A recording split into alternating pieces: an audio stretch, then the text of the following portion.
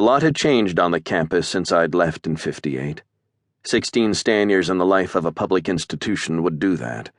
From the observation deck, I could pick out the hulking edifice that was Hutchins' gym. The building still hugged the ground, most a single story. Where the old admin building used to be, a new glass and steel office tower stood shoulders above the tree line. I snorted as I realized that it couldn't be more than 5 floors, but it towered above the rest. "Captain Wong, sir?" I turned to find a cadet waiting at attention. "Yes?" "Commandant's compliments, sir. I'm to show you to the visiting officer's quarters and see that you're settled comfortably, sir." "At ease, cadet." He snapped to a perfectly rigid parade rest. I sighed and read his name badge. "Mr. Udon. Is that Udan or Udan?" "Udon," he said with an emphasis on the second syllable. "I'm glad I asked. Thank you, Mr. Udon. Please stand easy." His posture relaxed fractionally, but he didn't look anything like comfortable. The 2 stripes on his sleeve marked him as a second-year student. "Looking forward to a summer cruise, Mr. Udon?" "Sir?" He looked genuinely perplexed. "You're second year. Isn't the academy on summer break?" "Oh, yes, sir.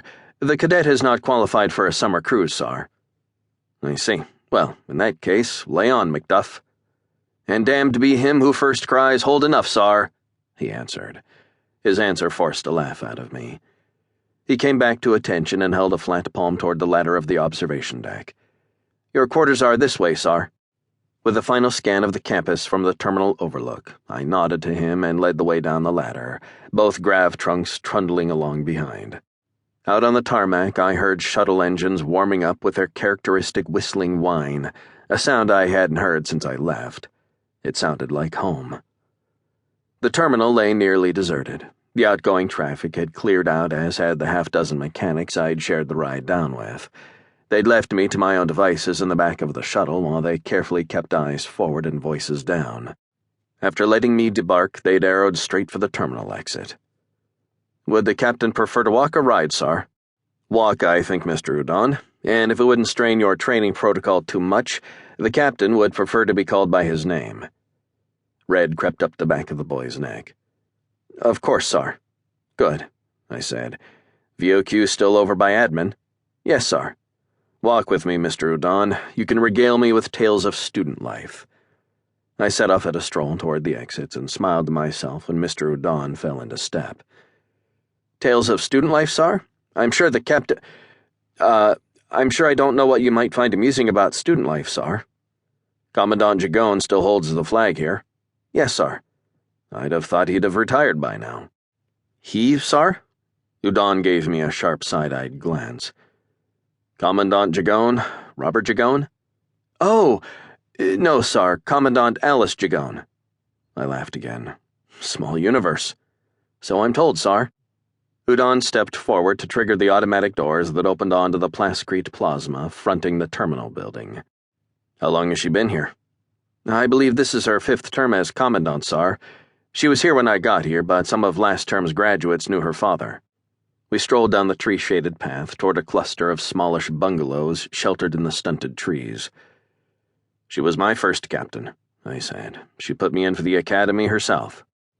I saw Udon give me a skeptical look out of the corner of my eye. I grinned at him.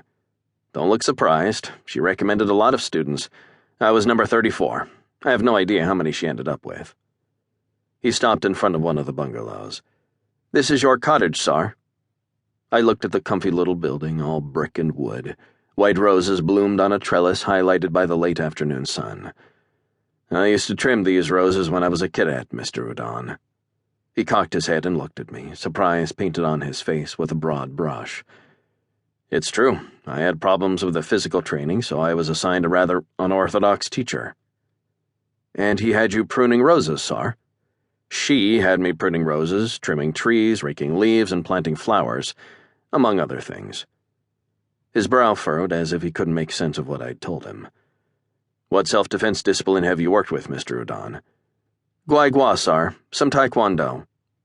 "When I was here, the PT instructor said I had the killer instincts of a lawn chair.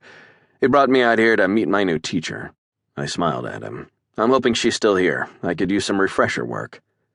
"How long ago were you here, sir?" Class of 58. He shook his head. I don't know any instructors who've been here that long, sir. Is the old dojo still there, the one with the big windows behind Hutchins? He blinked.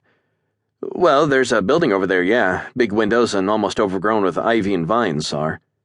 I smiled. And have you ever noticed a gardener working the grounds, older woman, about this tall? I held up a hand to show what I meant. White hair, wears a floppy canvas hat. Her name is Margaret Newmar. I don't know that name, sir, but there's a little old lady who tends a lot of the gardens. I see her around sometimes. That's her. She was a martial arts instructor, sir? I still am, Mr. Udon. The voice came clear and piping on the late afternoon air. We turned to find Sifu Newmar strolling toward us along the path, her ever-present gardening gloves in one hand and a pair of trimmers in the other. I locked my hands together and bowed, student to master. She smiled and handed her gloves and trimmers to Udon before returning the bow, teacher to student. I'm pleased to see you, Captain. I'm pleased to be here, Sifu. Her left eyebrow twitched ever so slightly, and her lips curved up on the right. You always were polite. She shook her head. But you still can't lie worth a damn. I had to laugh. I've been practicing. You'll never be a good liar. You have other admirable qualities. Mr. Udon's eyes looked like they might bug out of his head. She held out her hands to him for her gear. Mr. Udon, you have duties, I believe. He stopped in mid-salute on realizing she wasn't in uniform and just nodded. Yes, sir. Ma'am. That is, yes. To me, he said, If there's anything you need, Captain, there's a card on the desk inside.